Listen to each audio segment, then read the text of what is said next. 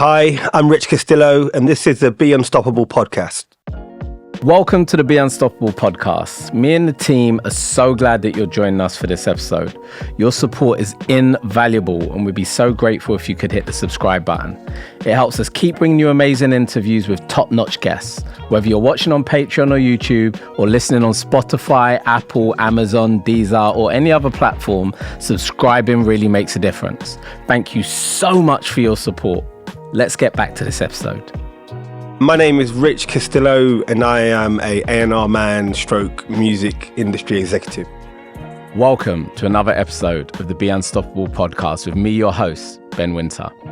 Today's guest is someone who's been quietly and sometimes not so quietly shaping the future of the music industry for over 2 decades. Rich Castillo started his journey as part of a boy band, but quickly transitioned to behind the scenes, where his true impact would be felt. He honed his skills working under the legendary Jonathan Shalit at Shalit Global before climbing the ranks at some of the world's biggest music companies. He has been instrumental in developing major UK talent and has held roles at Universal Music, Warner Music and Sony Publishing. In 2014, he stepped out of his comfort zone with a trailblazing move to Canada as Director of A&R for Universal Music Canada. He's worked with names like N-Dubz, Stefflon Don, Russ, Tion Wayne, and had a hand in many artists who have shaped the landscape of contemporary black music, including the UK's first drill record to reach the chart summit. But his journey doesn't end with the majors. Rich recently took a bold leap, leaving behind the comforts of major labels to found Lionbear Music Group, an independent label that's ready to take the industry by storm. In today's episode, we'll explore his journey from Nottingham to the upper echelons of the music industry, the risks and the rewards of going independent, and what it means to be unstoppable in such a fast-paced industry. So, ladies and gentlemen, welcome to the Be Unstoppable podcast, the Crud King, Rich Castillo. And remember, Unstoppable crew, you have the power to choose your path in life, but always choose to be unstoppable. Rich, welcome. Thank you. What an intro. Incredible. Oscar worthy. I've known you a while. I know a lot about your past. No, mate, that's impressive. Sometimes you say stuff and you don't realise until someone says it back. You go, oh, God. But yeah, amazing. Thank you for that. That's a massive, really good intro. I appreciate you, man. Thank you. No problem, man. No problem. Let's get straight into it. Let's start at the beginning. You grew up in Nottingham in an area called Radford. It's a place I know very, very well as I have family there. And I remember going to visit and thinking, bloody hell, this place is rough, man. What was life like for you growing up? Can you give us an insight into your family life, attending Bluecoat Secondary School, which is, known, and I quote here, full of thieves and criminals. Oh my God. God, this is like the Nottingham, Sheriff of Nottingham vibes. What was it like Robin Hood in Radford? I was born in Radford. The first place I remember living was Radford in Nottingham. And obviously when you're born into somewhere, you don't really think of anything. You just know that you just exist. So at the time, I didn't know any better. I've got brothers and sisters. I was in a one-parent household. Mum's from Jamaica, moved over when she was really young. And obviously, not really having a father figure around whilst being in Radford. We all had to sort of figure stuff out. But Radford was a bit edgy. I look back and think it was actually edgier than I realised. But at the time, when you're young, especially black, you just you get on with it. Like, we had a big Caribbean community in Nottingham. I lived in Radford up until a certain age, and then I moved around a little bit. It was in Basford, Strelly, and then I had a flat in St Anne's on a place called The Chase, which is quite a known area in Nottingham, which can be edgy as well. But I remember I had my own flat at like 17 while I was at college. But yeah, growing up there, it was, one thing I will say is in Nottingham, it was so diverse. There was lots of opportunities to do stuff creatively. I was a part of a thing called the Television Workshop, which is like an actors group for people who didn't have a lot of money. They would audition. It was funded by Central Television. It was Carlton Television at the time. And they would go around and audition people once a year from all types of background, and they would help train you up in theatre, acting, and filming. So we get auditions for kiddie TV shows, we get auditions for loads of stuff, and I really believe that part of my life really helped me in terms of being able to articulate myself in rooms and be confident about executing ideas. And there are people like Mr. Jam, who's a good friend. He was at the drama workshop with me. Okay. There's a famous actress called Samantha Morton who auditioned me as a kid to be in the group. My other friend Toby Kebbell. There's Vicky McClure who was on Call of Duty or Line of Duty. Sorry. There's a bunch of us that all came out of that sort of went off and did stuff. But we were all in what we'd call drama school, but it was free. It was for people just who were really talented but couldn't afford it. Sort of. Those kind of drama schools really make a difference in your adult life, because I similarly to you, went to Anna Shares in London, very famous drama school. And the kind of lessons you learn there in how to articulate yourself, how to project your voice, how to listen to people, they're life skills that you carry into work and all the rest of it. Massively. How has that helped you? I think off the back of, I've always been quite sporty as well. So I think the acting thing, it wasn't just about being able to talk and articulate yourself. For me, it was more about the process. Yeah. It was more about, if you're doing a play, you start off with a script, you'll do a read through. So you sort of flesh out an idea, and then you start rehearsals, and you go through a rehearsal period, and then you would go through tech rehearsals, and then you do a performance. I've always fallen in love with the process of the start bit right to the end bit, and the sort of the importance of each section, of the sort of understanding the idea, the honing in, the sort of playing and pulling of it, and then delivering a varnished, finished piece that's gone through a process. It's the same thing with music. You put a room together, you find characters, you try and make sure there's energy that sparks off.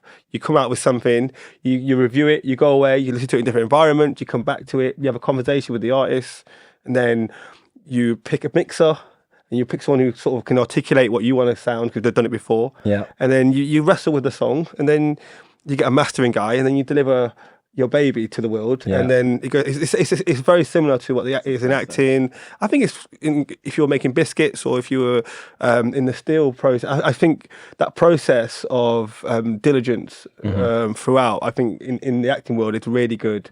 It's not a surprise that Sabrina Carpenter, who is having the biggest records in the world at the moment, she happens to be on album 6 that not many people know about. Yeah. She happens to be from TV, she happens to be from acting, where that process is really, so I can guarantee you, whether it's her, whether it's Ariana Grande or Miley Cyrus, their process will be very similar. It'll be meticulous, it'll be professional, they'll apply themselves in a way that a lot of people don't get to understand. Yeah, so I think the acting thing, for me, I think theatre schools, I think all those things, I think there's a massive win in it that people don't really realise, that sort of prepares you for stuff once you grow up and get into the real world. Yeah, it's the same with sport. I think that's really true. You know, like you said, with sport really teaches you about teamwork if you play team games, or discipline of sport. Speaking of which, you and sport. Yeah, I love sport. Talk to us about your black belt in Taekwondo. How did that come about? Yeah, so I'm a second degree black belt in Taekwondo, and that came from when I was a kid. My brothers all did Taekwondo, and we all had a lot of energy in the house, so we were all trying to. We always thought we could all fight each other, but so what we would do, my mum would send us to Taekwondo, and then we would compete all over Great Britain just to get it out of our. And we were obsessed with kung fu movies. Okay. Back then, we used to watch on VHS. They were like, I'm showing my age, but it's like Kung Fu Master. There was like Drunken Master. Shaolin Temple, all those sort of things. So we grew up pretending to be these characters. So we were talking, like doing like the miming sort of thing. You talk to me.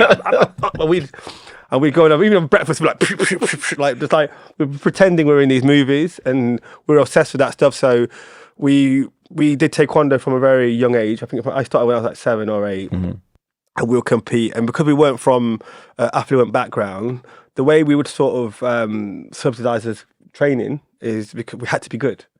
So we used to do exhibitions at festivals and stuff like that. We do Taekwondo exhibitions like breaking wood and like sparring, and we go around. We had an amazing instructor called Ralph Minott in Nottingham, who is a black man who was I think he was a surveyor, but did Taekwondo. He was the first black professional I'd ever sort of met in my life. I was 7 or 8, and everyone else around me was wasn't that. So he had a nice car, he had a degree, and he had a black belt in Taekwondo. And I remember thinking, wow, that's like everything I want to do, everything I want to be. And I think the Taekwondo bit was about the discipline, and sort of understanding process. And he used to let us train for pretty much. My mum would always be behind on paying fees, either whether it's Taekwondo suits or training fees. And what I found, and this is what sort of really grabbed me, I think, is that if you're really good at it, people tend to find a way to help you keep doing it. Yeah. So I knew it was really important that when we were there, we were really good. So we would fight all over the country. We won like British championships like year after year after year. Yeah. Well, we did ITF and WTF, which are two styles of Taekwondo, and we used to compete regularly. And yeah, I've done it since I was a kid. I stopped when I sort of left Nottingham because I couldn't afford it.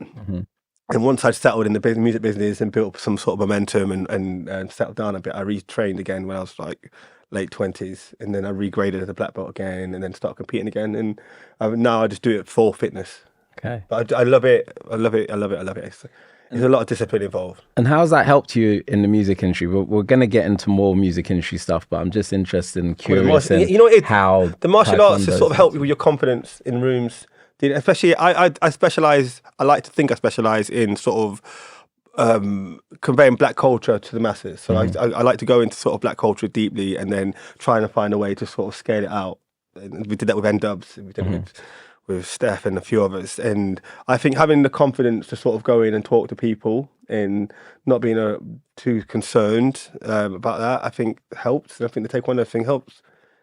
It helps me. You can be a bit cheeky and lovely. I think what you find a lot of people that are into martial arts are super friendly and warm. Yeah. Because they don't have that. They don't have to have that edge. Yeah. Because it's not a thing. There's nothing to prove. It's nothing to prove. There's nothing to worry about if it goes off. Sort of thing. So you tend to. I find a lot of those people confident, warm, semi-understated, and don't need to be overly brash. It's like I was listening to LL Cool J talking recently, and they were saying, why did you make all these love records? You're a big guy and you didn't really try and prove how hard you was. And he's like, listen, I hung around with some of the biggest drug dealers in the world. And the one thing I learned about them is they're all very, very polite and very, very nice because they have nothing to prove. So when you have nothing to prove, you can talk about love and you can talk about all kinds of stuff. And I guess it's a similar thing. I think it's totally that. Yeah. It's totally, you don't need to do that. The scary people I've met in my life, they're never loud and big. I hear that. So tell us about your journey from Nottingham to London. What made you leave Nottingham? Okay, from Nottingham. When I was in Nottingham, I did like a national diploma in performing arts, and I auditioned for it's embarrassing even saying it, but I say it, for a tribute band. Okay. So basically, because I was teaching dancing around the Midlands at like gyms and stuff. When you say you're teaching dancing, elaborate on that bit. Sorry, yeah. So basically, when I left school, I did my GCSEs. Yeah. And I was doing plays at the time for the acting stuff, and I didn't focus. My GCSE results were awful, and the teachers were like, "Well, what are you going to do?" And I'm like, "Well, I don't know." And then for performing arts, I'd auditioned for the performing arts BTEC national diploma at a place called Clarendon it's called New College Nottingham now. Yeah. And because I've always danced, so I got an unconditional pass to go. So I was like, right, okay, at least I can go to uni off the back of this. So I went and did a course in performing arts where we did a bit of music, a bit of sound. So we did sound for theatre, and I did choreography, and I did a bit of musical theatre stuff. And it was like me, two other guys, and then it's just women. Mm-hmm. And I spent 2 years doing that, and there used to be audition things on the board. So there was an audition for a group to go to Spain to do all the holiday resorts. So we would do tribute stuff to boy groups. So we would do like NSYNC, Boyz II Men, Another Level, and a few other popular boy band stuff. So we would go around the hotels in Menorca and Mallorca, and we would perform. We had a white van and a PA system, and we spent the summer between Menorca and Mallorca island hopping for about 3 months. Yeah, and we would go to the hotels. We set up our own sound. We'll perform. We rehearse our own harmonies. We do choreography, and we'd be like, we thought we were in movies. In our head, we were like music videos, but really we were some cheap holiday resorts doing covers of. So we spent the whole summer doing that, and it was amazing. It was like we had loads of fun. We were all really young, And when we got back, we got a taste for it, and we're like, you know what, we could actually do this. Yeah. So we figured we'd go to London, get a big record deal, and be famous. So Just like that. It's just that easy. We thought, that's what we thought. We're like, you know, we see these guys on TV. Back then days, it was like Smash Hits Pole Winners Party. Yeah. It was like, it was just like five. There were all those groups coming out of the UK. Yeah. That was So it was kind of like the Jingle Bell Ball, but it was Smash it Hits was like, I think the Jingle Bell Ball was born out of that stuff. Yeah. So we were all confident we could do stuff. With myself, I was never a good singer, but I was incredible at like making things happen. So I would organise the group, I'll black studio time, and I would do all the choreography. There's always a leader in a group, isn't there? I wouldn't say I was a leader, but I was a driver. The person that makes stuff happen. I was very good at making stuff happen. So me and my friend Dean, I think you know Dean. Yeah, so me and Dean sat in his mum's living room, and we got a book called Showcase International, this is like pre-YouTube, and this would list off all the companies in the music business.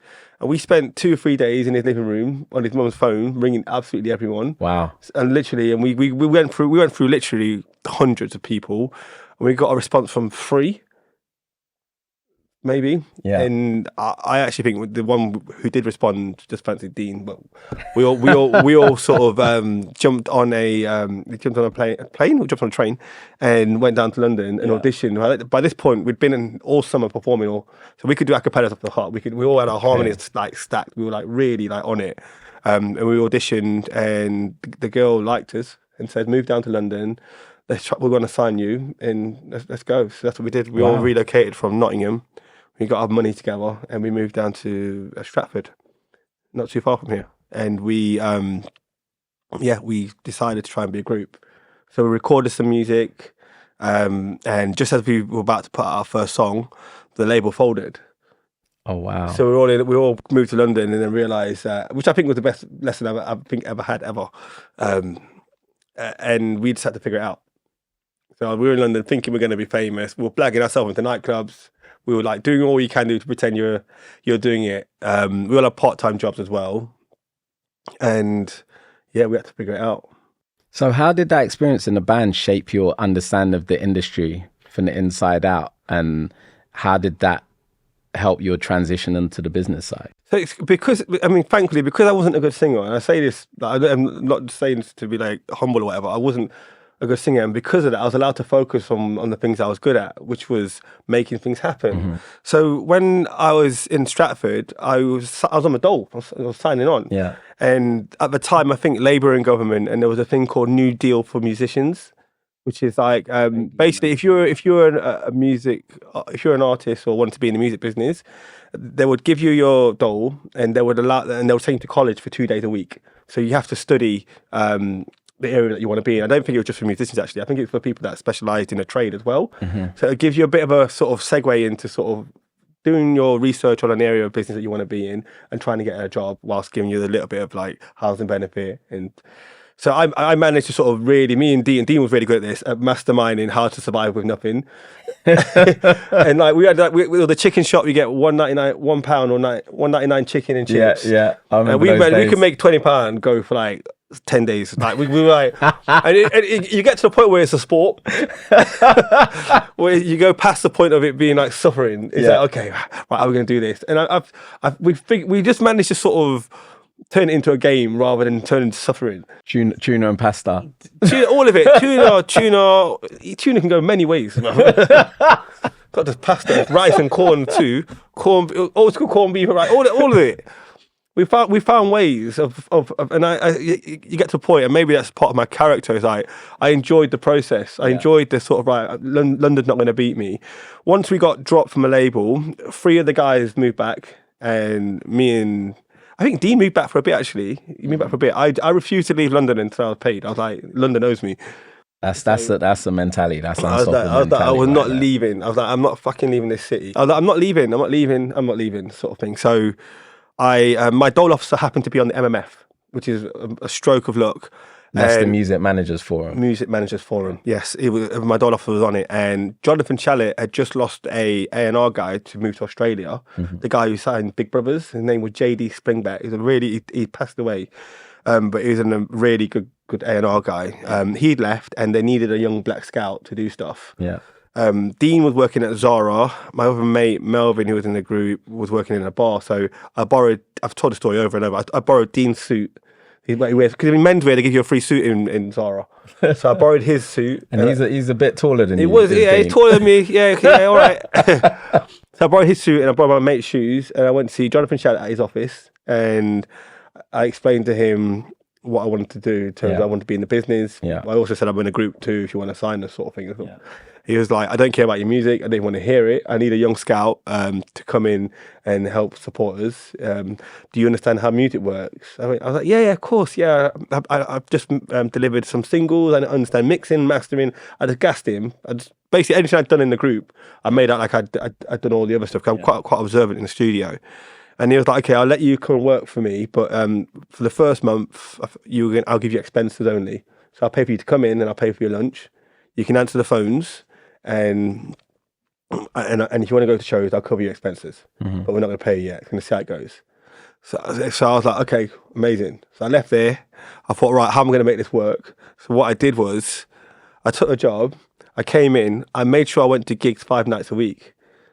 So my dinners were always paid for every evening. Yeah. So I came back then, and everything I did from then on was work.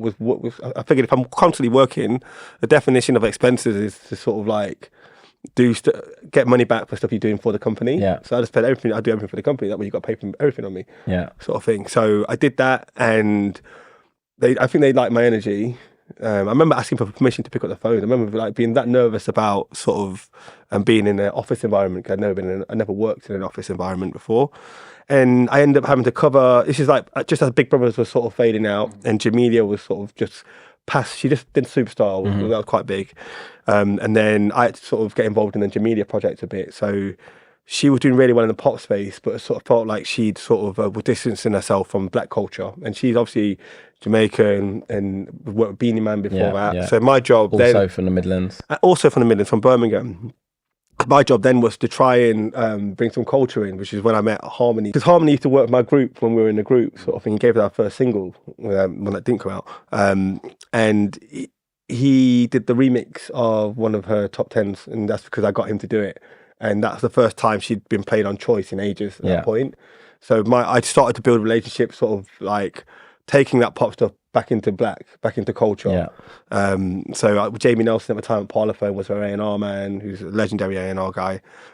He took me under his wing a bit and helped me, and I just gave him access to sort of more of the black culture. Mm-hmm. And that's how I got in.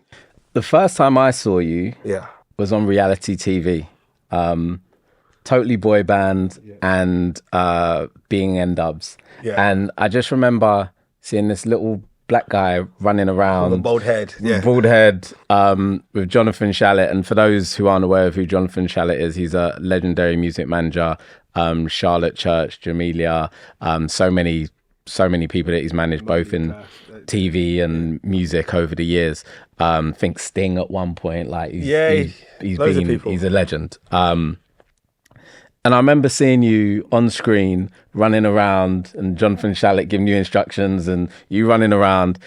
Can you speak to what that experience was like, being on TV at that time, knowing what you've just told us, that there was very little money in your pocket, and also the fact that was pretty much the outset, the beginning of reality TV as we know it. What was that like for you? It was really eye-opening. As a kid, I'd done a bit of TV, so I'd been on TV a bit, so I understood the sort of the back end of it. But the reality TV was very different because it wasn't scripted.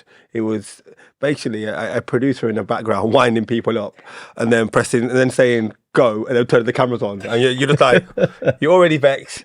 People, the work they do behind the screens on these shows is mad. Yeah.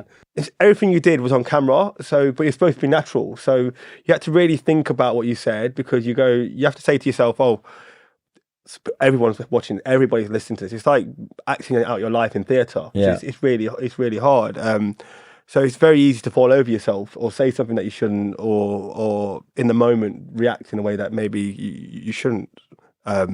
So I enjoyed the process. Was really good. The producers in the background winding people up was the biggest revelation for me. Just sort of how they sort of pick people off and what they do to try and get what they need. It's really interesting. And I think back then they had no sort of mental health aftercare. back then. It was just like good luck afterwards sort of thing. So I think that's changed a lot since then, because people have genuinely got into a bad way over it. But for me, it was a really good process. Like, just delivering records in that environment is really, really tricky when everyone's on camera. Also, getting good creative to commit to actually participating in stuff like that. What were some of the tactics that they used? I'd say, like, there'll be an artist in the room. We record a song. We all know who the best singers are. So we know who's going to do the chorus. We know who's going to do verses. We know who's going to do what. And there'll be a certain character who we'd all just tell him not to even turn up to the studio. We'll put your name on it. We'll just be like, all right, cool. Yeah. So while he's away, the producer will be like, how do you feel about that? You've sold millions of records. You're part of a massive group. So he's winding up. He's getting vexed. The next day, he's got a face like a slapped horse. And he's annoyed. And then we start to go and do a promo. He's angry. You don't want to be a part of it. We find out what's happened. The producer was like, well, it's the truth. Just tell them the truth, sort of thing. And we ended up making the process really hard, because we were managing as well. We were like across everything from promo through to the recording process, and just stuff like that. Talking when people are off camera and going, is this what normally happens? Are you okay with this? I can see on the song that this person sang this part, this person sang that part. I can't really hear you. You're not really, your vocal's not really up front. Are you actually on it? And these people have got plaques. They've toured the world, and they're like, oh yeah, you're right. I should really be. So they're messing with their ego. I mean, the ego thing is obviously be a downfall of everybody, but the ego thing, they lean into that and they manipulate it. Basically, the aim of those shows is the same thing, whether it's The Voice or X Factor. It's a show. Yeah, it's a TV show. People think it's a place to have success as an artist. It's not. It's about the ratings. It's about the deal they've cut with the TV channels that are watching. Yeah.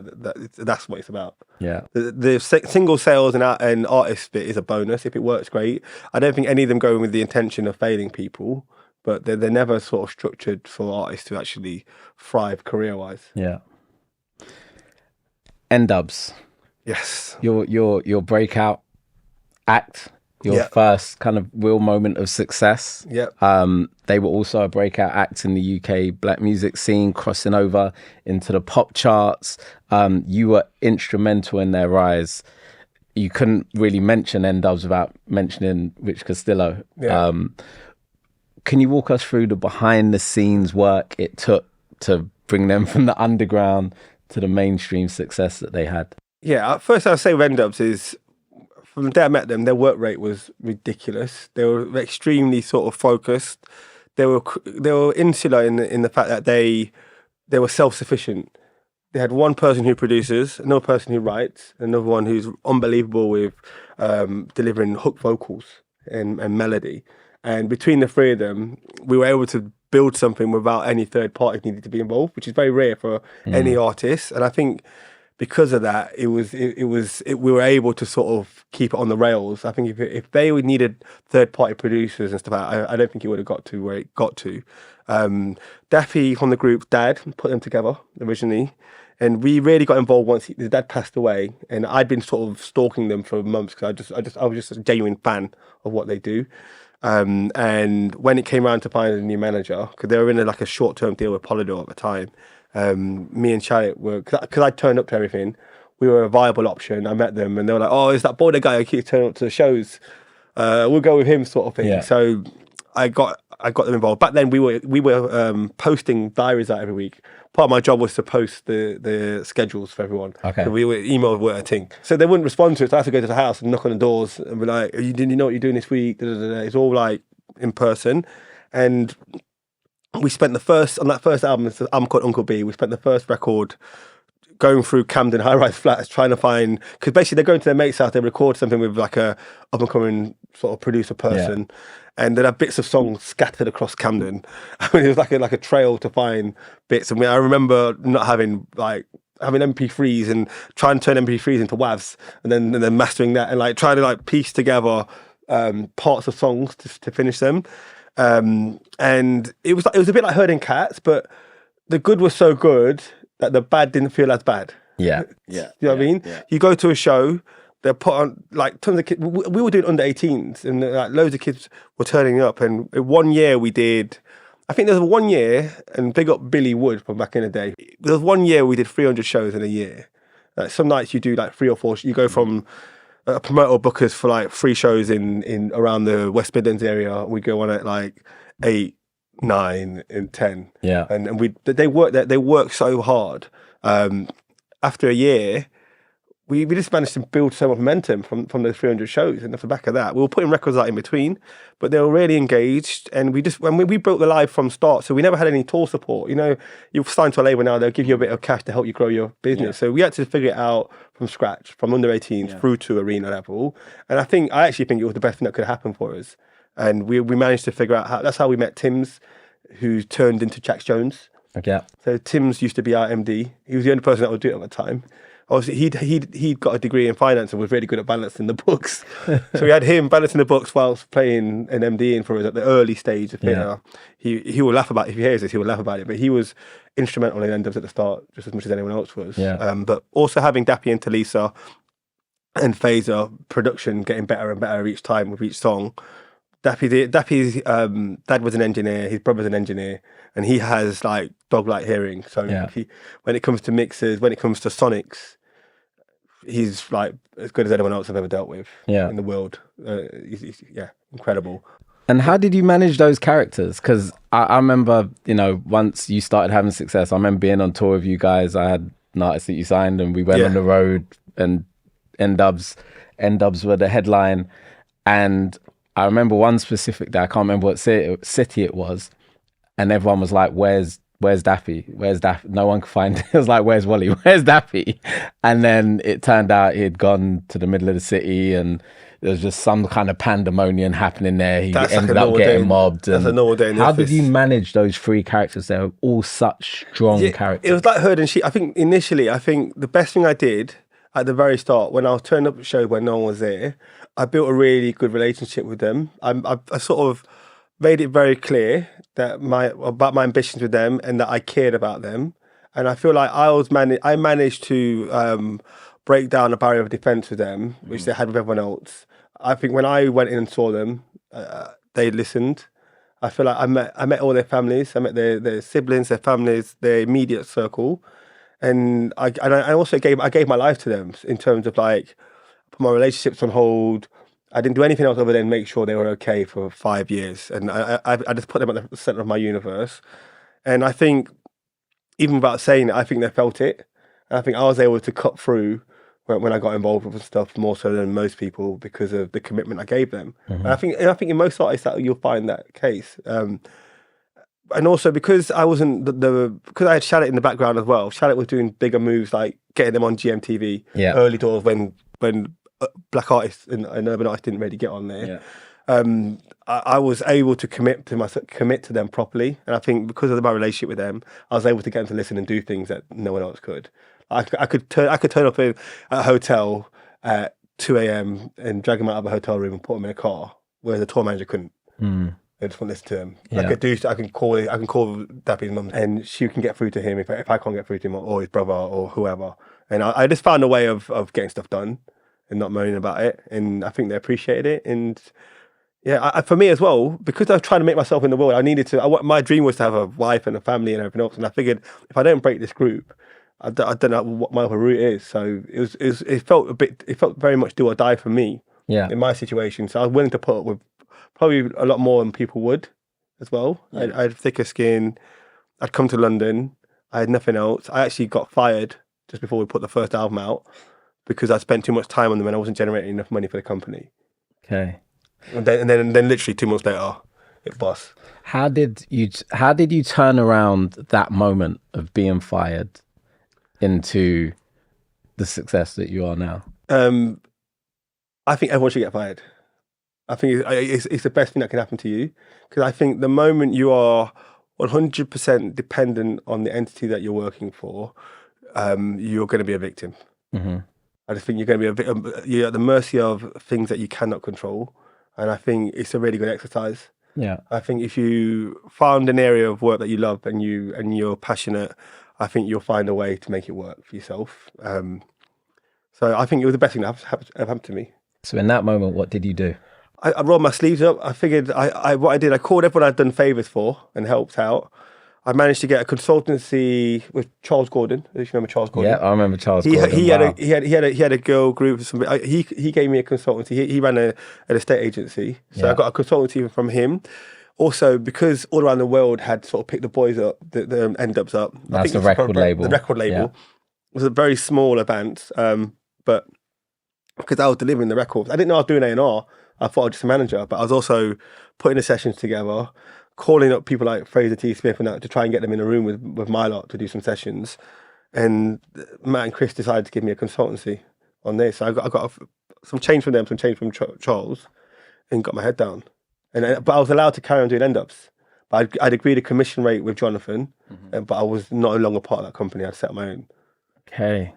So making that transition from management to A&R, working with All Around the World, what were some of the key challenges that you faced, and how did you adapt your approach in order to impact two very different environments? Yeah, the challenges were sort of like, obviously when you're in A&R, it was time basically. I dedicated my time to N-Dubz constantly, and now I'm fighting for survival. The commission wasn't coming through yet on the group, so I had to balance. I had to keep everyone happy basically. I had to keep Charles happy by making sure I was servicing his girl groups and whoever. I had to keep All Around the World happy by at least sending records in every now and then that I wanted to sign. And I had to keep the N-Dubz happy because they didn't like change. They wanted to keep the momentum going too, and they were getting more and more handful. With the more money they were getting, sort of thing, because there were more people hanging around them. Yeah, there were like loads of friends. Like it was like community centre vibes constantly. So filtering that was quite hard. So I just had to figure it out. Also, I started dating my wife now, and she was massively helpful in the sense of I had an escape. When I was mad, I'd go back to the missus. We'd sort of I'd download, even if she didn't have the answer, I had someone to tell, and then I'd roll my sleeves up, go back in the next day. Obviously, I was quite keen to sort of build a family, so I figured if I get this right, everything else will come. Yeah. And that's what I did. Okay. The A&R process is often seen as like the magic touch to an artist's success.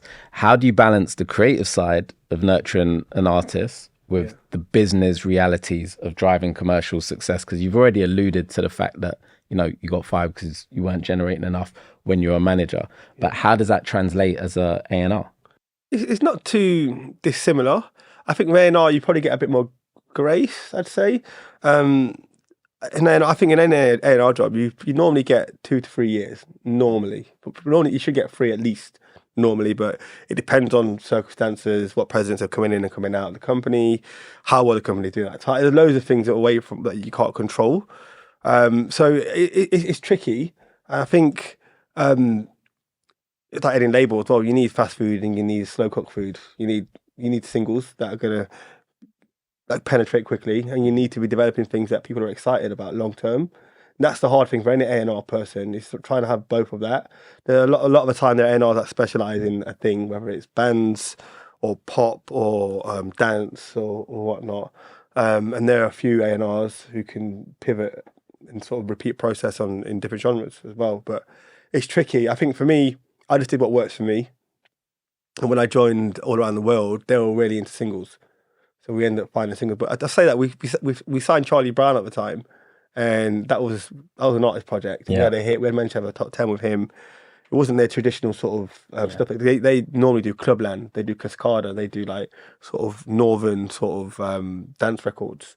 But they were really good with me. Because I delivered on N-Dubz, they just gave me a bit of grace. Yeah. But most A&Rs don't get that amount of time.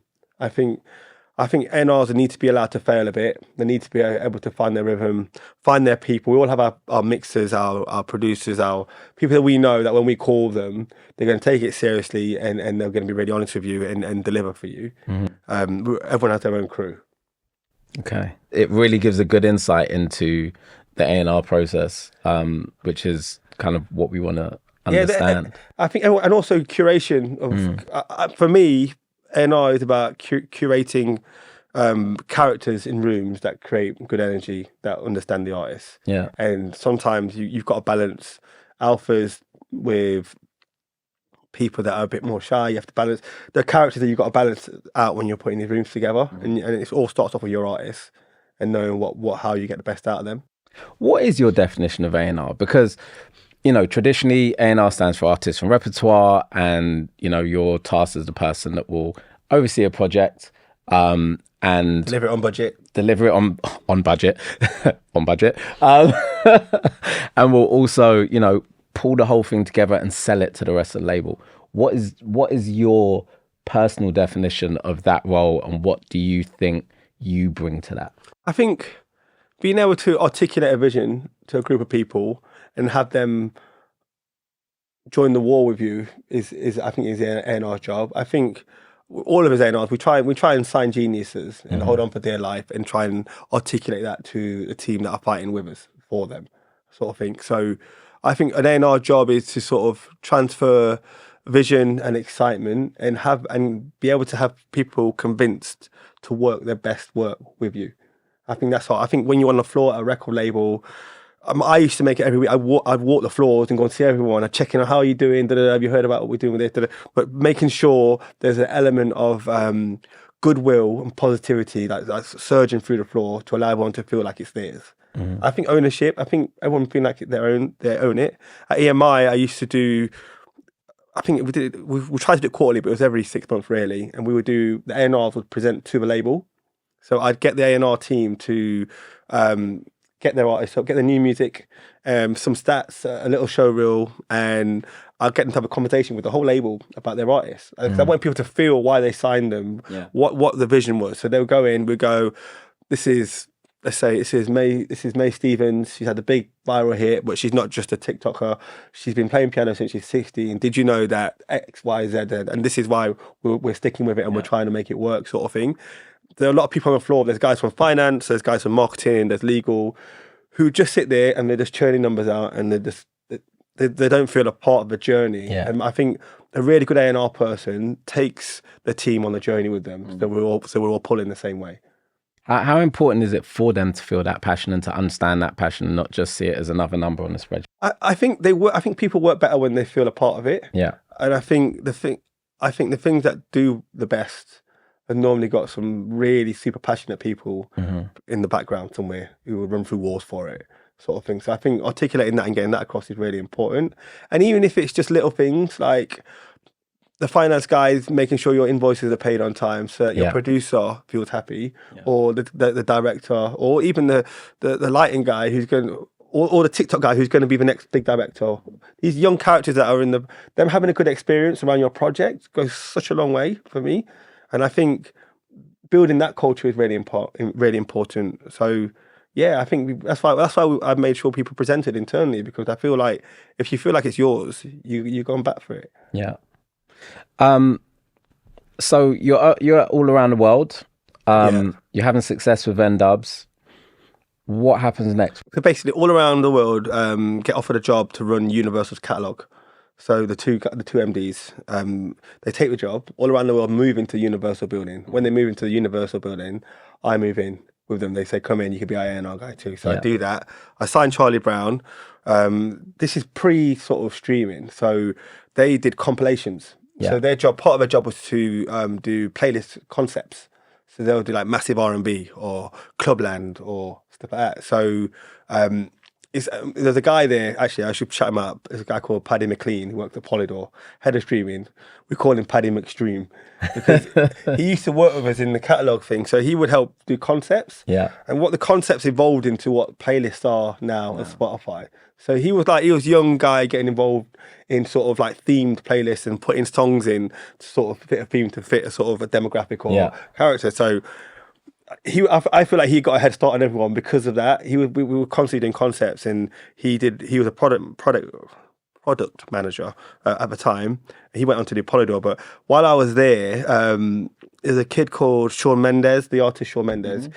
While I was there, he got signed to Universal in the States to a guy called David Massey, who was running Island Records at the time, and the Canadians were really frustrated with the US guys running into Toronto and nicking artists and signing them for the world, and the Canadians getting a reduced local rate on the royalties of the artists that were Canadian, but still within the Universal setup. Yeah. So they went to see a load of people, and I interviewed for a role in Canada to try and stem the sort of exit of local talent in Canada Yeah. and help them with that process.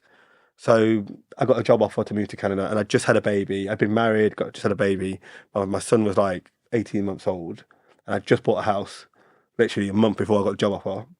And me and my wife spoke about it, and then we thought the kid's young enough for it not to have too much impact. So we got on a plane and relocated to Toronto. And how did you balance such a pivotal career opportunity with your personal life? Like, how was your wife immediately on board? Did it take some convincing? And you know, what were the personal challenges attached to the that? personal challenges are obviously having a very young child and not having family there to help with stuff. Even though my family are in Nottingham, my wife's got a sister who's quite local, so we have a bit of support. Moving to another continent without support, especially a place like Canada where everything's very far apart.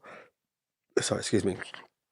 It was challenging. We thought about it and we figured like we're young enough to do it and come back if we don't like it. Yeah. So we just thought we'd have a go. So we did. We jumped on a plane and we relocated, and it was amazing. We really enjoyed it. We got there and we got pregnant when we were out there. So we had a second child once we got there. So my second child is Canadian. We got there. We found it was challenging. But my missus has always been very supportive and backed it. So we went out there. We made it work. We got amongst it. We built a new friend network, and we ended up winning Juno, like signing artists, doing really well. And what I've quickly found out was there's a good reason why the US guys get all the artists. It's because of primarily the money and the advances. Yeah. Much bigger. It's much bigger, and also the population is bigger. It's not just bigger in geography. It's like the population is like 350 or 60 million people, and in Canada there's 35 million. Yeah. So and the budgets are literally that ratio.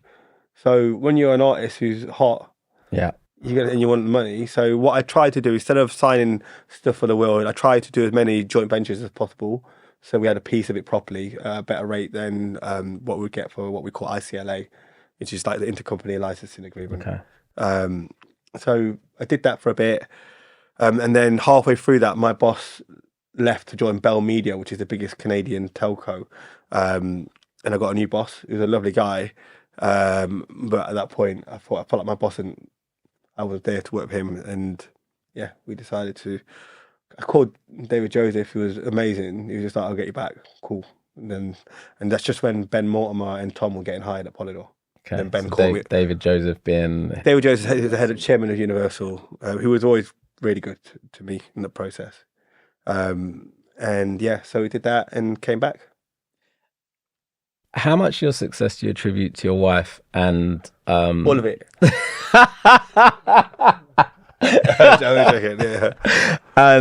In what way has she influenced and shaped your journey? Like, what's the role that she plays both personally and professionally in helping you make these decisions and giving you the confidence to move into these spaces? My missus has always supported me no matter, like, I've always managed to provide. I've always been able to figure a way of making sure we had a roof over our head and the kids are okay. And she's always given me confidence. She's always pushed me to sort of be brave. And I've always felt like she's always allowed me to feel like home's okay. When I grew up, home generally was quite tricky, and I was always trying to sort of do stuff to make sure I don't have a similar sort of level of poverty, to be honest, as growing up. So she's always been really steady, and I've always felt like, okay, home's okay, I can commit to work. Yeah. And I think that in itself is I've never had to worry about home. Mm-hmm. She's always been solid, even with the kids. Like, she's just good with that stuff. I'm not the best with that stuff. I'm getting better. But yeah, I've always felt the ability to really apply myself to what I'm doing. I have no distractions the other way. And yeah, as long as I communicate well with her, I've never had any real challenges. And I think she's pushed me on a bit. She's got quite how can I put it? She's got quite lavish taste for stuff. If there's anything on it, she would have naturally picked the most expensive one. Yeah. And when I was very young, I thought, I say young, when early in our dating process, I started off hating it. And then this is what I do with stuff. I try to find the good in it. So I think, okay, maybe it's not that's too expensive. Maybe I'm just not earning enough money. maybe God has put her in front of me so that's the bar. Yeah. So if she likes it, I should have been able to provide for it. So let me go and sort myself out and not look at her. And that sounds mad. Yeah. But I start to figure out what can I do for that not to be a problem. It's mindset. It's losing the poverty mindset of, oh my God, that's too expensive, to actually, that's something that I can afford. I just need to work harder. Yeah. Why look at it, someone else has it. I do it all the time. I walk down the street and I get angry. I look at buildings and I see, like, in my head, I see stacks of money. Yeah. It's cash. And like, that's not mine. He's robbing me. He's stealing from me. Like, in my head, and I just create these scenarios where I have to sort of like put it back onto myself rather than blame everyone. Yeah. If that makes sense. Absolute sense. Similar in mindset with that. Yeah. In that respect. That's amazing that she helps you to grow in that way. Yeah. But listen, we're not perfect. We have our days. Like, but that's what marriage is, and that's the beauty of it as well. That's what marriage is. That's what work is. It's bumpy. It's tricky. It's difficult. I always say to my friends in the business, like, when it's painful, run at it. Yeah. Just run at it. Just get through it as quickly as you can. Keep it moving. But Yeah. Don't let it fester. Don't let it sit. Don't hide from it. Same thing with all the problems we have with N-Dubz. Any of the artists we work with. I feel like I come into my own when shit goes left. Yeah.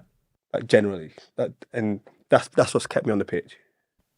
So having spent time in Canada and the UK, what are the key differences between the two markets, and has working in international environments helped shape your outlook on the wider industry? Definitely. I think I moved to Canada thinking, Drake, The Weeknd, Tory Lanez. I was thinking, black music should be quite straightforward. Yeah. And it really isn't. Canada, when I was there, the radio system was quite old school. So they'd only play top 40 chart music that was already certified and moving internationally. Anything new and emerging. They do have CanCon, which is the sort of their legal right to have a set amount of Canadian music in Canada. But the problem you've got is they have so many superstars that they eat up their space for emerging Canadian artists as well. So the CanCon thing was really tricky. Getting things started from scratch that you just liked was really hard. We didn't have one extra. We didn't have Radio 1. Radio 1, you have no idea how ahead they are globally. If you go to any other territory, there's not another place that I don't think in the world where you would hear emerging stuff that's not already got big stats and is being played on big radio stations. That is just good art. That is culturally important. So big up Radio 1. But when I was in Canada, I was like, wow, I've got artists that I think are really cool. They've got good teams around them. It's from zero. So the sort of building the story bit was quite hard. You go into radio and they're like, we only do top 40. So you got to try and then go into America, build some sort of story, come back in. It's really hard. But breaking out, and that's why, and it's part of why they signed to the US as well, because they have enough budget to sort of wait it out and build. But it's really hard. So when I came back to the UK after being there, I was like, wow, I didn't realize how good I had it. Yeah, you had a whole new appreciation. I had a whole new appreciation. I think the sort of routes to success in the UK are loads. There's so many. In Canada, there's a massive funding and grant system. Yeah, they're incredible which funding is unbelievable. Yeah. There's good and bad in that. The good is that young people get an opportunity to buy equipment and decide whether they want to be producers and things really early. If they want to tour, they can draw down a fund. They can do loads of things. The bad about that is there are a bunch of artists that are making a living, thinking they're artists, touring around Canada that can't sell records and never have. Yeah. And probably never will because the music isn't good enough. But I've managed to mastermind the grant system, so they're able to sort of just exist. And I think that can be dangerous. That sort of the idea of breeding mediocrity, I think, is very scary, which is what the sort of like cutthroat territories sort of manage to cut out, because you don't break through unless you built a proper story. Yeah. Throughout your career, you've taken some massive risks. Yeah. I recall you signing an artist that we did together, Jaya, first British South Asian female signed to a major label this millennium. That's a huge risk. Oh, wow. I didn't even know that. How do you make tough decisions in an industry that's constantly changing, and how do you handle moments when those risks don't pay off? yeah, listen, firstly, they never all pay off. But the ones that do, you'd hope to cover the ones that don't. I think I've never had anything, whether it's when we did the Stefflon Don deal, whether it's the Tion Wayne deal, even the recent Chase Status deal, whether it's any, I've never had any success without really putting your balls on it. Yeah. And looking doubtful finance guys in the eye and explaining to them that this is it's going to make sense. My space. Trust me, please, just trust me. Please, just trust me. I remember Stefflon Don when we did that deal at the time. It was a mad deal. We came out of the gate swinging. We knew it would do or die. We never had the song that actually was the hit when we signed her. We got it afterwards, but she was so hot. And I believed in her. She, like her or not, she's an incredible artist. And I've never had any wins without it looking like do or die. This is why I've moved around companies.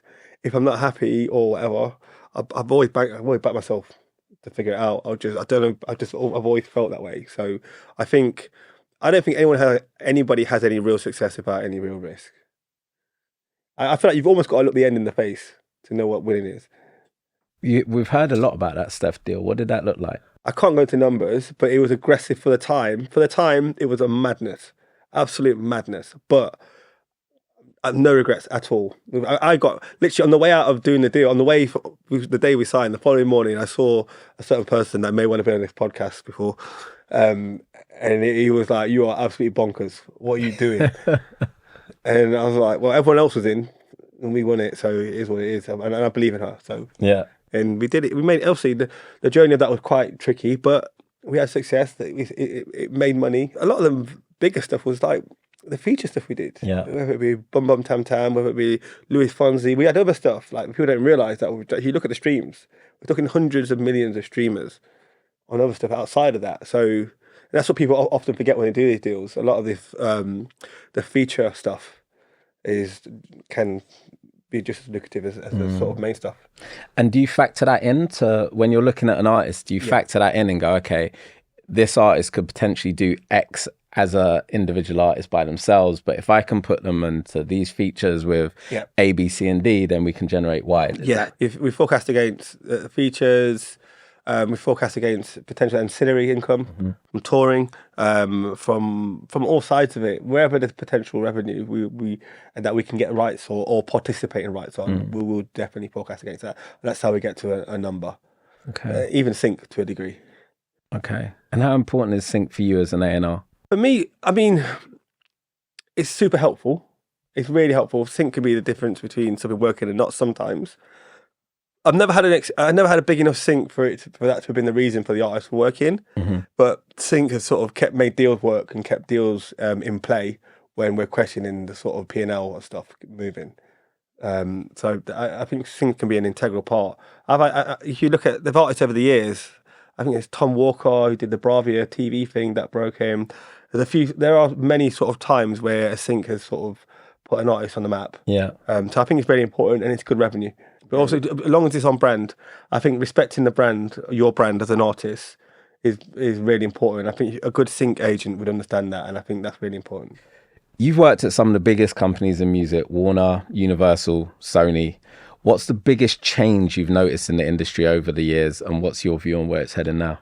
Biggest change, I feel like the real music people, when I say real music people, I'm talking people that can really influence the end product of a song, of a sort of like creative sort of journey.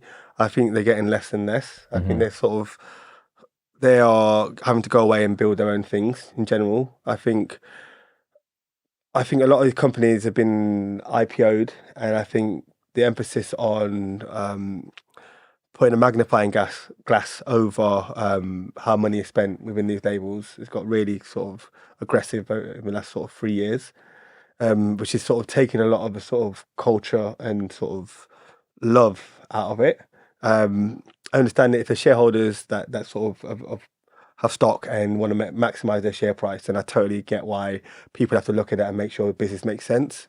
But the beauty of what we do and the sort of like the romance of what we do, I think is fading. I think at majors, I think indies, there's an opportunity to really build that side of it again. So I think it's a weird time. It's like there are some amazing people still at labels. There are loads of like incredible people, but it feels like it's getting less and less and less globally, which I think is a bit of a shame. But I also think, like I said, looking for the good in it, I think we're going for a real point of reset.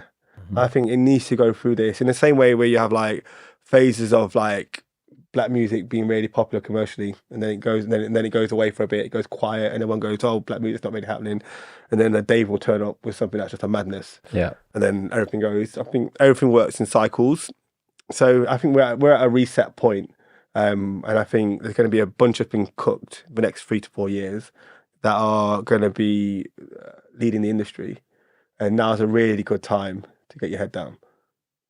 I am in agreement with you pretty much. Because you're seeing a change. Like if we look at rap music, for example, there's a real saturation of girls shaking their booty with pre-written lyrics that somebody's going, here, spit this. They haven't honed their craft as rappers, and then they're just coming out, putting something out. And I think that the Drake and Kendrick battle has really whetted people's appetites again for lyricism, for the creativity of rap, for understanding delivery, cadence, all the rest of it. So I think it's going to actually bring the art form back to the fore. It's the time of the purist. Yeah. We're in that phase now where it's like substance, it's about depth, it's about cultural importance, it's about art. It's things that you sort of like. I think we're in the legacy phase. Everyone's in legacy. Like we want to do stuff that I always say, I want to be a part of things that outlive my lifetime in some capacity. And I think we're at a time where the challenge with that is that stuff isn't fast food. It's not quick. So if you're that type of person at a major company, it's tricky. It's very hard. If you're used to flinging songs out every week and 1 in 30 stick and that pays for the rest, that's fair. I think the majors all day do it. That's your sport. You've got enough catalogue to support that. That's great. If you're someone who is really like to dig in and take your time with artist proposition and really deliver proper artist stuff, unless your president can get away with it, if you're an A&R person or a young creative, it's really hard. It's harder than it's ever been, I think. Yeah. Right now. Yeah. Speaking of black music, you've been at the forefront of developing talent in the UK black music scene for quite a while. What's your perspective on the evolution of the grime, the hip hop scene, now the rising R&B scene and new jazz scene over the last decade, and where do you see it heading in the next kind of 5 years? I think it's just going to get bigger and better. I think there's a phase, I was talking to someone earlier about this, about the rap scene in the UK at the moment. There's a bunch of really savvy young managers and artists that are really good with content, that are really good at sort of scheduling and understanding algorithms and stuff like that. And I think there's some really hardworking young rappers coming through.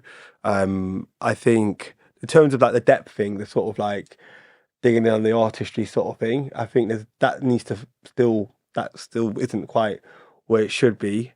But I think there's a lot of amazing young sort of rappers and R&B artists coming through. I also think because of the virality of everything, the world's flat now and we can sort of interact with other territories better than we've ever been before. The youth culture are deciding it. Before, we'd have to go into territory by territory, present to their head of marketing and say, this guy's amazing, he's sold out tickets. You do a full-on tap dance for everyone.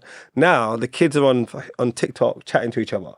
They're meeting up, they're shooting their own content, they know when to post, they're flinging it out, they're creating all this heat, they're generating money, and they haven't left like in London. They haven't had to. And then the clever ones do. The Senchers, the Leo Stay Trills, the Karaokes, they jump on a plane, they go to the States, they go to France and go to the local rappers and do that. Yeah. And by the time they get there, they're already known because they've been, like, the virality of it, this sort of, the internet has saved them a lot of painful conversations, which labels have had to have over the years. So there's a massive opportunity. I think it's the first time ever where a local artist can have global success without having to employ an army of people to go and pitch for them. I think that's really exciting, and I think that's only going to get better. And I think that will get refined, and that art thing will come through eventually. And I think it's going to be amazing. I think it's going to generate more money than ever. I think it's an exciting time in the business. It's almost like a massive part in history right now. Like it's really important. The youth own it. Yeah. Like it's never been. I don't think they've never had that much control before. Yeah, it's funny. We had Mark Henry on here talking about Nux, and he was saying about how he was able to create a whole different model around that artist and just do things differently. And I think it's such a great time to be able to do that. But these guys are making money themselves now. It's like before you had to tap dance at the labels to these senior guys who had no interest. These people that would rather be at a guitar event, listen to rappers who they wouldn't let their kids near ever. I mean, that's the real. So it's a different time. Yeah, it's a different time. I still wish there were more black people in senior roles. At labels. I think there's less and less. I think there's less now than there was before Black Lives Matter. I think there was like an initial sort of we're supportive, and then all the sort of IPO stuff has happened, and then they're gone, who's first to get it? Yeah. Oh yeah, cool. How do you feel about that? Because obviously, there was a lot of noise made. The Black Squares happened, and as you said, there were labels that were handed out to black execs. There were. I've got an opinion on that. But. There were promotions. We want to hear your opinion. There were promotions, and then now we're seeing a lot of black executives being let go. Most of those labels no longer exist. Yeah. Let's hear your opinion and thoughts on that. My opinion is, at the time, it was really cool to do because of what was going on in the narrative, and I think it all boils back to the IPO stuff and stock price and perception around these bigger companies, because that's what money is in that space at that level. And so they all had to do something positive, and I think everyone attempted to. I think they've empowered a lot of people who have had a bit of moderate success, or even quite a lot, but hadn't had any, hadn't spent meaningful time building their craft. I think I'll speak about the one that did really work, the one that's been amazing. And that's not just because of Black Lives Matter, but the Since 93 guys. Yeah. You've got Glyn and you've got Ricky, who are seasoned. I mean, seasoned beyond seasoned. Glyn has spent 10 years inside a major. He's done campaign after campaign after campaign. Ricky has been one of the best managers the country's ever seen, and he's grown into his role. That's one of the cases that did work. There are many other cases, which I won't say, where they've got people in there who are good at maybe A&R, maybe a good manager, but haven't managed teams before, haven't been the epicenter of running a campaign, or had to manage budgets before, or hiring people, or so infrastructurally. I think some people thought you just give them some money and they'll sign stuff, and then we just have success. Yeah, and there isn't any success story like that ever. They come from people that have drawn on experiences they've had, that have worked within an environment that have allowed them to be able to understand how to deal with the process of putting out music properly. It's an art, like it's an actual skill. Like it's not easy just to assume because someone's had a platinum record before that they can run a label. They can run a label. It's crazy, and I think yes, they should get labels, but you should put GMs in there that have had experience. Make sure you're doing bi-weekly meetings to make sure there's structure within their company, and you're helping them troubleshoot when it's tricky. I think that's really important. From what I've seen, I don't think that's happened. So I think people should get label deals, but I just think the infrastructure has to be there if those people are not experienced. Yeah. Or they need to get training. Like I know a lot of labels in the States, they will send their execs to go and do business training, an MBA, whatever it is, give them 8 months and go, okay, you're going to have this label, but you need to do this for 8 months first. And that was kind of lacking in that process. Yeah, it didn't. I mean, the labels more so now do executive coaching. Yeah. I've had it. I know a bunch of people that do. Yeah. So they do contribute towards that in its form. But I feel like that's one thing. Running a business, I think you cannot underestimate. That's not a joke. That's a real thing to do. That's not easy. And I think people should be equipped with the tools if they're given that sort of responsibility. I agree completely. You signed Tion Wayne. Yeah. First drill UK #1 record, Body. Yeah. How did it feel to have that success, that milestone moment, and then following on from that, for Tion in his documentary to kind of say there wasn't necessarily the support coming from the label? for that record, or the belief for that record? Success has many fathers and failure is an orphan.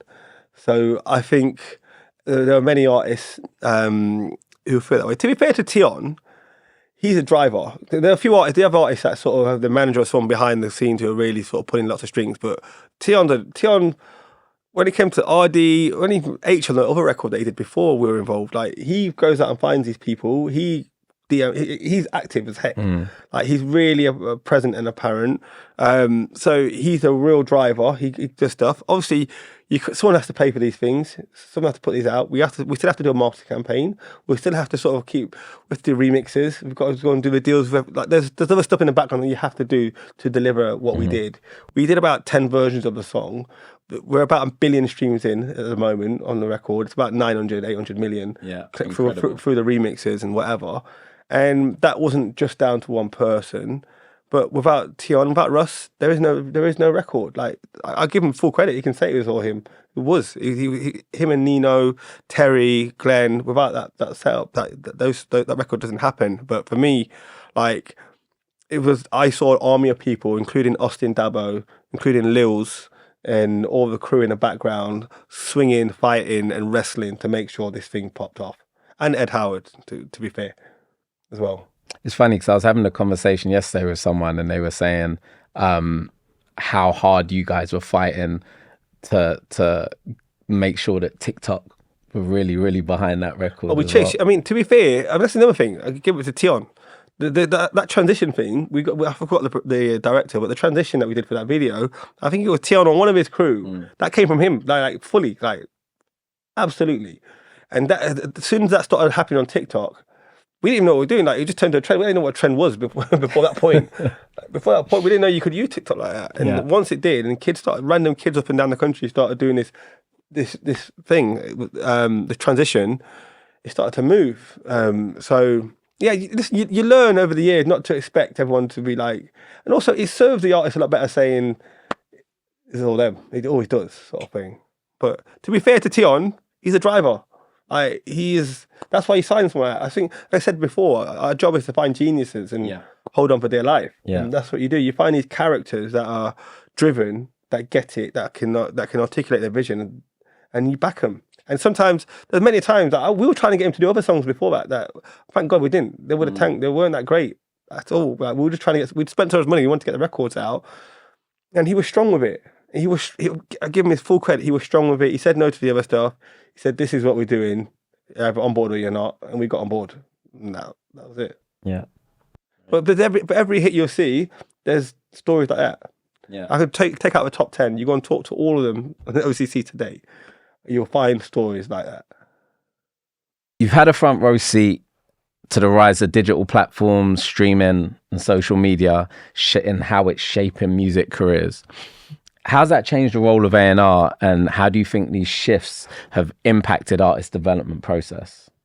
Are you talking about like streaming and how that's... Streaming, social media like TikTok, Instagram, all these platforms. Yeah, it's massively changed everything. Our sort of marketing and digital strategy around these sort of things have been massively changed. There was a time where you could have a billboard and a TV ad. And when we were doing N-Dubz at the start, it was like we'd basically, when X Factor was on, all our spend was basically on a TV ad between adverts on X Factor, and then that's your marketing, and then you stack this retail, and then the rest of it comes back. Yeah. Now it's totally different. So we have to look at it through a younger lens, and we have to strategize around.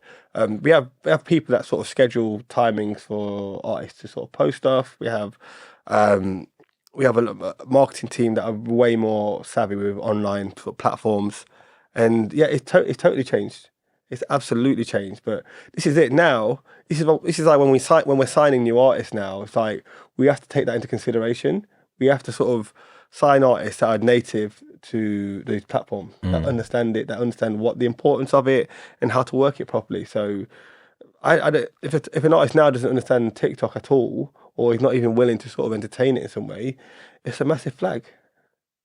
But some artists, playing devil's advocate, some artists might not be a TikTok artist, but they're more engaged on a Instagram, or they might not even be engaged on an Instagram or a TikTok, but they might, be a gamer and engage on Discord or something like that. Are these things that really make a difference to your decision to engage and sign an artist? Yeah, I mean, for me personally, what's really important, even if they're not native or want to do it, I mean, it's really helpful if they are. If they're not, but they understand the importance of it. Yeah. I think that's a difference. If they can't do it, then our job, whether it's a manager or a label, is to fill the gaps and to find characters that can help with that area of it. But the artist still has to come to the table. He has to do the days of sort of recording and posting and all that sort of stuff. So I think the main thing is having artists that understand the importance of it. If they're not native or want to do it, then we can figure that bit out. Yeah. I think that's a key part of our marketing strategy and sort of allows us to sort of really raise the profile of the artist whilst in campaign. So for us, it's really important. And there's an idea out there that if you're not on these platforms, you're not going to get signed. Is that something that you agree with? Is that something where you're like, well, actually, no, I'll pick up an artist if I just think they're amazing? I think you look at it two ways. I've had this conversation before about artists that are like, well, I'm just an artist sort of thing. Yeah. So what you're saying is you want someone to take a risk on you who might get fired for signing the wrong things, who has probably a family and responsibilities. Yeah. And are trying to make a living doing this side of it, and you don't want to do anything to do with social media or TikTok or help them sort of raise your profile. I think personally, unless you sound like Adele or whoever or someone of that level, I think I would just entertain it. If you're not willing to engage in that space and respect the process of where we are in the world right now in terms of trying to break you as an artist, then I probably wouldn't entertain it. And do the numbers make a difference? So if you have something, if you might have a TikTok following, you might have an Instagram, but your numbers aren't great. No, I don't think that matters. I think the willingness to engage, I think we can sort of help you with better content. We can help you sort of refine what you do better. Yeah. I think it's about willingness. It's about willingness to sort of understand that is an integral part of articulating yourself as an artist. Yeah. I think that's more important. I don't think the number, because depending on what stage you're at, I think it varies. I don't think the numbers I personally don't think the numbers are that important. If their numbers are big, that's a great sign. Yeah. If they're not big, but the artist has a compelling story, or it's just something that captivates you, then that's a whole different, then you work on it, you build around that. Yeah. You've experienced some major wins, but inevitably there's been some setbacks too. Yeah. Can you share a time when things didn't go as planned and how you navigated through that? And what did that teach you about success and about failure? Wow, that's a good question. Things that didn't go to plan. Most things don't. Most things don't. I thought I'd go to Canada and not come back, and then I did. I thought I'd be at Atlantic for 10 years, and then I wasn't. Yeah. And then I thought I'd be at EMI for a longer period of time, and now I've started my own label. So like there are loads of things that don't quite pan out the way you thought they were. I think ultimately change will always happen, and I think it's about how you deal with it and sort of staying focused and positive. And I think in terms of things that have gone wrong, there's been loads of albums that should have come out. There are songs that we signed that we thought were going to go. I had a song with God, it's bad. I had a song, I think it was called Ringtone, a few years ago with Dr. Vades. Okay. It's how I met Blanco. Yeah. Who I love all of those guys. But we had this ringtone song, and we'd sort of like semi-taken, I shouldn't say this online to be honest, but we taken a ringtone sound and made a rap tune around it. I was convinced this is it's going to be bigger than Crazy Frog. Like in my head, this is going to be the biggest thing ever, and it's just tanked. And I spent months telling everyone it was going to be the biggest thing on earth, and then this didn't happen. Really humbling. Yeah. But then Blanco turned. Then we extended with Blanco. We do more Blanco. That started to turn into something real. Yeah. And then obviously I leave, but Blanco's gone on to do incredible things, and I think he's one of my favourite rappers in the UK. And I think that was the first time he stepped out of his sort of like drill, sort of like street space in terms of the tone of what he did, and he was leaning more into anime and more sort of like cooler left to center. And I think that song for me transitioned him out of one space and helped him be viable in another. And So there was some good on it looking back, but yeah, I just think that the L's are really important. L's are really important. You learn more from that than you do from any success. And what would you say is the biggest L that you took that gave you the biggest lesson? I think the biggest L I ever took, I gave me the biggest lesson, was when I got sacked just before N-Dubz bust. Yeah. I think that was the best. I think because I was young enough for it to sort of. I think when you're young, you're supposed to mess up a bit. Yeah. You're supposed to try a few things and get it wrong and learn from it. And I think for me, I was so confident in that group at the time. And I mean, everyone was telling me I was an idiot, but I remember I believed in them wholeheartedly because there's something in my tummy. I have to back this. And I feel like, look, off the back of that, ever since that, I've not been afraid to sort of, this is about, you can say, I bounced around labels loads. When it's not right, I just got out. And I want my energy to be where I can be useful and constructive. And if it's not, regardless of who's there, I'd rather be in a different space. Yeah. And I'm happy to roll the dice on myself. Yeah. As someone who's always looking for the next big thing, how do you keep your creative vision fresh? What inspires you? And how do you stay ahead of the curve in such a fast-paced industry? I think trying to being around young people that are really engaged in culture. I think that's really important. Even today, I brought someone in to meet you. Yeah. But sort of keeping my lens young by trying to help young people as much as possible. I think it's reciprocal in the fact that I can give some experience and help give people a bit of structure and some know-how, and in return, I get a bit of vision, a bit of understanding, and a bit of like up to speed and up to date views on what's going on in the music world. So I think, so for me, it's about young people and just making sure I'm constantly in contact and in conversation and listening and going to studios and traveling as well. Traveling is really important. Going into Europe, going into the States, and just trying to stay amongst the fight. Yeah. So you've recently stepped out of the major labels. Yeah. Lionbear Music. You've been a key player in the major setup for a couple of decades now. Yeah. So you're entering a whole new space. You're venturing into the independent space. What motivated this shift? And can you share the story or the meaning behind Lionbear Music Group? Okay, so Lionbear, basically, actually, my wife started off with Lionbear Films. She written a few scripts and sort of shot some short films and won some awards for it. And we had Lionbear Films about, I think, 4 years ago.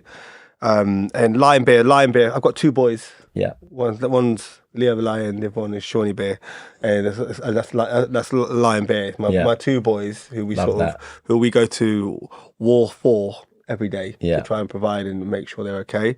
So born out of that, a bit of a family affair, and obviously I've been in the business for such a long time, and I've worked across so many projects, and I've made a lot of people a lot of money. I've made decent money too. Yeah. But I figured legacy-wise, I've just had a daughter.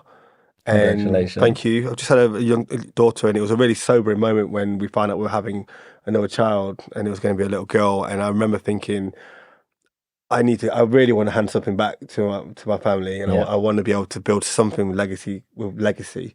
And at the moment, I've got loads of plaques and loads of awards and stuff, but I don't actually own much other than my house.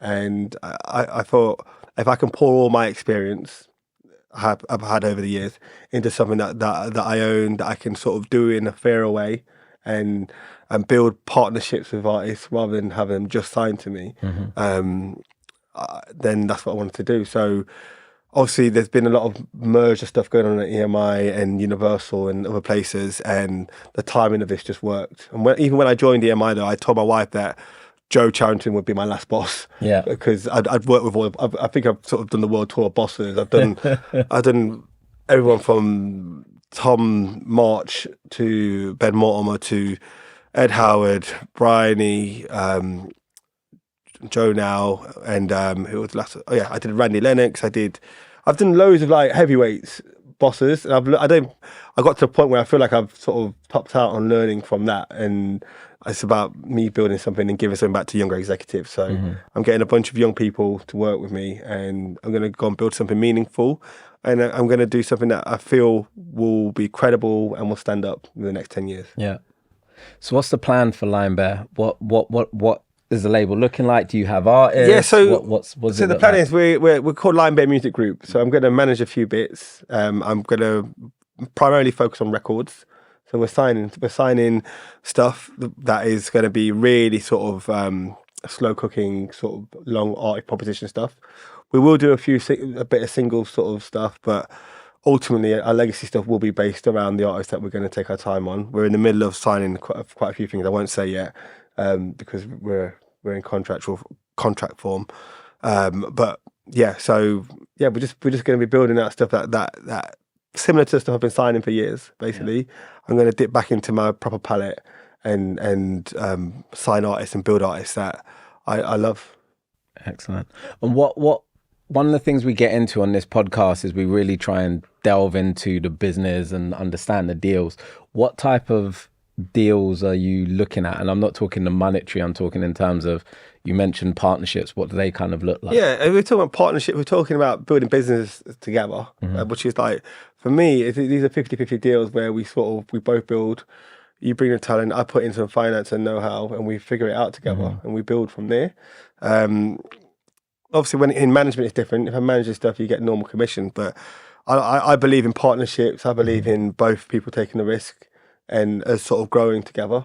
So we obviously it vary depending on what artists we are working with. But yeah, I want to build partnerships and help build people's businesses whilst building mine. What's your experience with the independent sector been so far, and how do you anticipate things will change now that you're stepping into it more fully? Yeah, my experience so far, I've been in and out. When I first joined All Around the World, we're pretty much an independent going into Universal, so I had a bit of experience with that. I've had a label deal before with Universal many years ago, and so I had a bit of sort of experience putting records out on my own with my business partners then. So I've got a bit of experience with it, and obviously I've interacted on feature stuff. So when I've got artists where major labels that have feature artists that are on indies, I've dealt with them quite a lot through that sort of angle. But in general, I'm looking forward to having the freedom of sort of getting rid of a lot of the red tape and making decisions and being able to be more nimble and move fast and follow passion a bit quicker, and being really creative around how we roll records out rather than it being pretty much cookie cutter sort of stuff. I'm looking forward to the creative dive that we're going to go on the sort of journey of putting music out. Yeah, sounds good. Yeah, welcome to the independent sector. Yeah, so I'm expecting it to be savage, crud, hard, difficult, painful. Like I said, I'm going to run at it, and it's a lot of fun.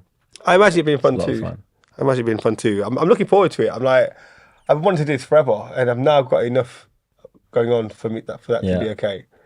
So how are you feeling about navigating this new space after being in the majors for so long? How are you feeling? I feel like let's have it. I feel like sort of, it's like anything I do, I'm just going to attack it.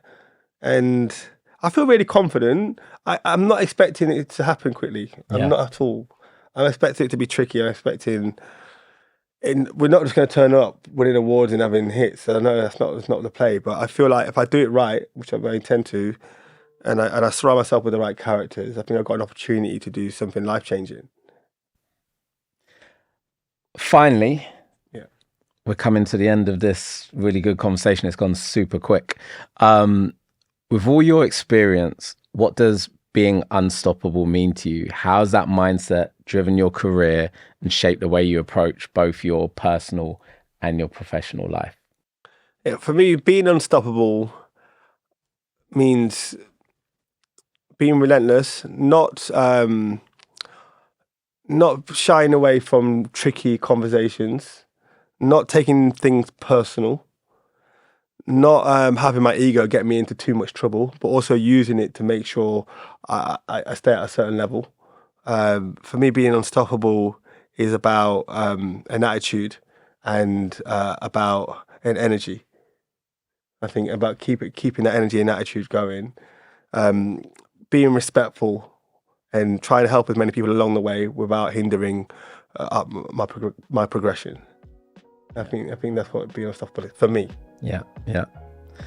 Listen, Rich, it's been really good talking to you. I could do another couple hours of this. There's so much more we could get into, but It's been brilliant. I've got such an insight into A&R, such an insight into your journey, your career, your life. Thank you for your time. We really appreciate having you here. Thank you for having me. I appreciate it. Thank you, Rich. Remember, you have the power to choose whatever you want to do in life, but always choose to be unstoppable. For more bonus footage from this interview and to find out more about A&R, make sure you're signed up to Be Unstoppable, you're following us on social media, and you check out the Patreon. Go there now for that extra bonus footage.